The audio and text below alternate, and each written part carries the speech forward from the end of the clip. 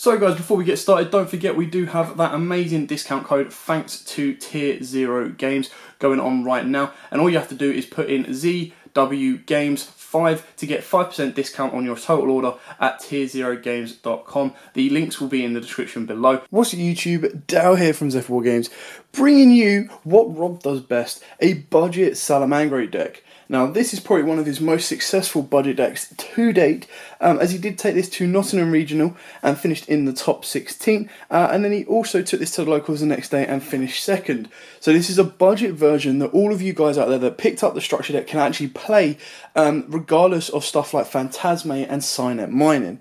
Now, obviously, if you have Signet Mining and Phantasme, you make this deck a little bit more powerful. But if you don't, and you're not willing to, at this moment in time, spend 210 quid on Phantasmes and about 150 to 100-ish quid on Signet Minings until the reprint in March, this is a build you can play, and if you actually know the deck well enough, it can do really, really well. So before we get into the profile, Rob did give me his breakdowns of his regional events. So round 1 was True Draco. He used Pyro Phoenix and Red Reboot for the win. Round 2 was Thunder Dragons. He played through a Nibiru and a Super Poly to finish the game off as well. Again, recycling Pyro Phoenix, and I'll show you how he did that towards the end. Round 3 was Trains, and he lost to Trains just on the pure, like, the deck is actually really, really good. Surprise factor, and then just being able to bring out like a 10k kind of like beta that can 6k sorry, that can keep attacking and burn you with Gustav Max. There's not a lot you can do about that. Round 4 was Zombies, very, very interesting on that one.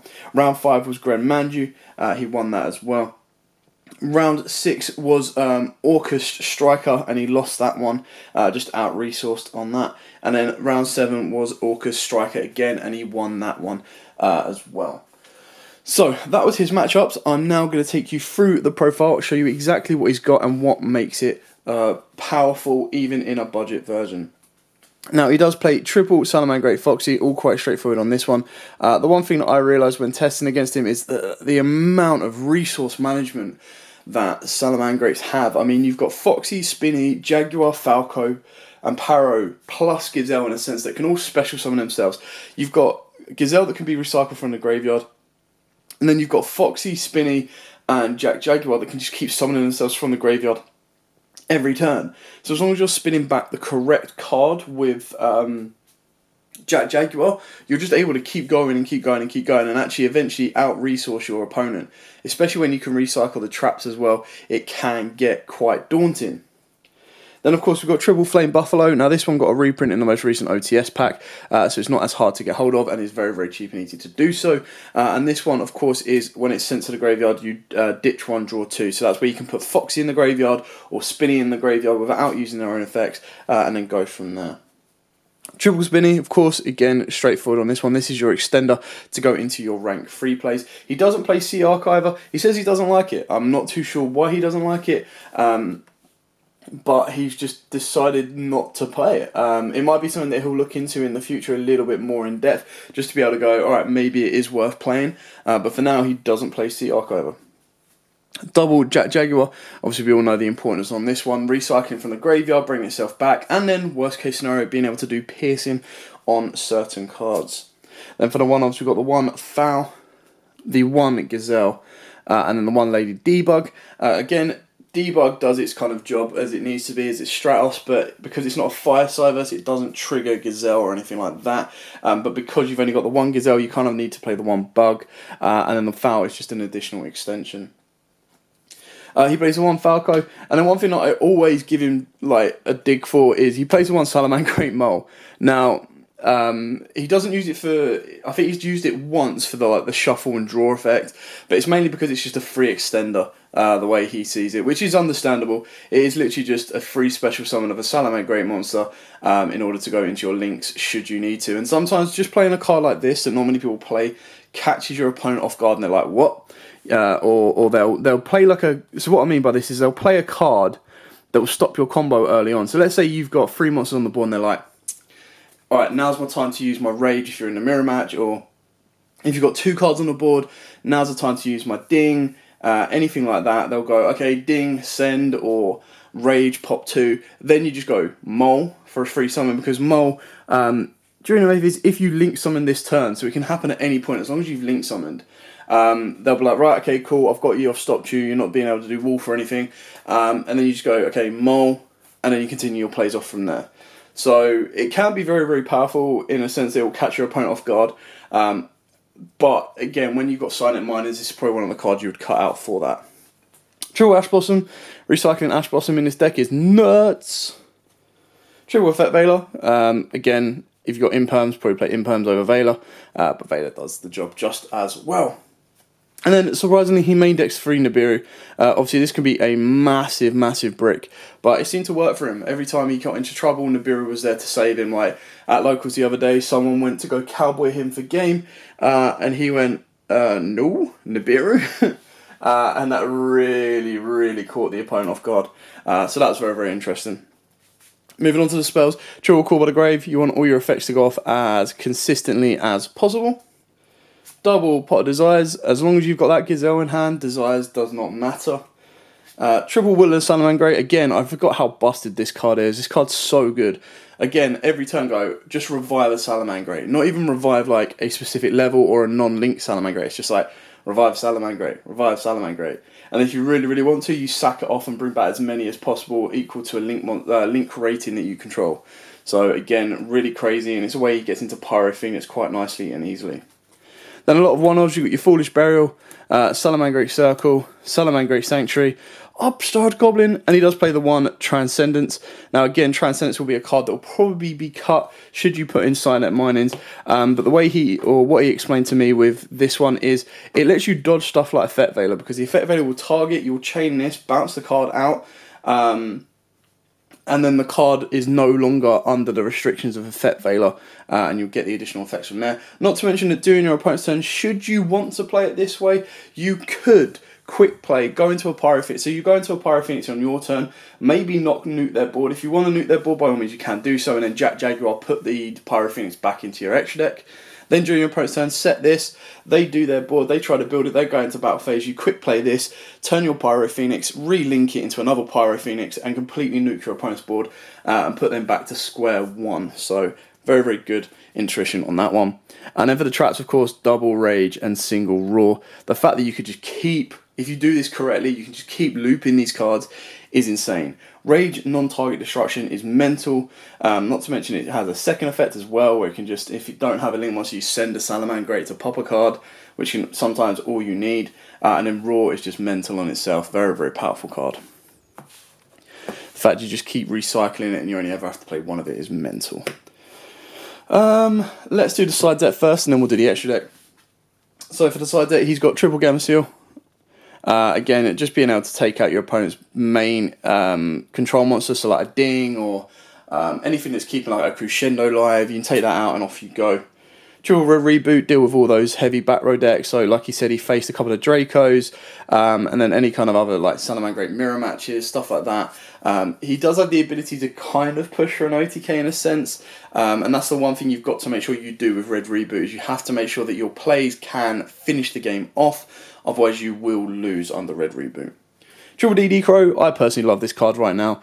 Being able to hit like any of the Orcus cards that can stop their combos dead if you do not open up with a Lancia. Not to mention being able to hit any like a striker.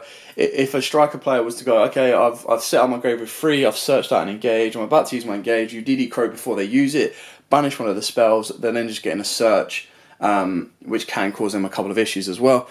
Not to mention you've got other cards like Gizmecha Roach you can get banished. For Salamangreats, you can hit their spinnies, their rages, their roars. The fact that it doesn't just do monsters and it can be played during either player's turn is actually better than Call by the Grave, because it means you can play this your turn 0 and cause them issues. Then, of course, Triple Lancia with the main slightly Thunder Dragon matchup, but mainly for Orcus matchup. And then, of course, Triple Twin Twisters. Again, if you've Red Rebooted your opponent and then Twin Twisted them, they're in a lot of trouble because they can't protect those cards. Then moving on to the extra deck, of course, we've got double Salamangreat Heat Leo. This one, you need to be playing at least 2 of every of the Salamangreats, purely because you need to be able to go, okay, I'm going to relink stuff, I'm going to need to get plays going from here, I need to do this, this, and this. The only one you play 3 of, or the only ones you can play 3 of, are the Baylinks and Wolves.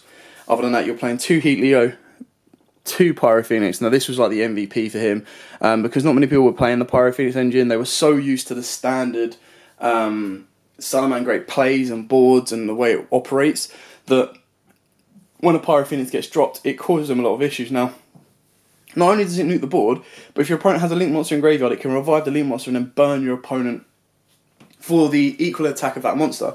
So if you go into time, it has an additional win con instead of something like a Cowboy. Pyro Phoenix could be very, very powerful and useful at that. Then for the 3 of course, you've got the triple Sunlight Wolf and the triple Baylinks. The Baylinks protection is such a pain in the butt, and again, that's another thing that DD Crow can deal with. But just being able to blanket protect your cards, or your Salamangreat cards from destruction, is just as good. Then for the other Link monsters, of course, Burrow Sword for game, Update Jammer, never went into it, so he's probably going to take that out. And then Heater, of course, you start reviving in the mirror match, you can revive any Ash Blossom that people are using on you as well. And then for the XYZs, the 1 Mirage Stallion and the 1 Abyss Dweller. He was saying with the Mirage Stallion, he only needed to play 1 because he was just shuffling it back.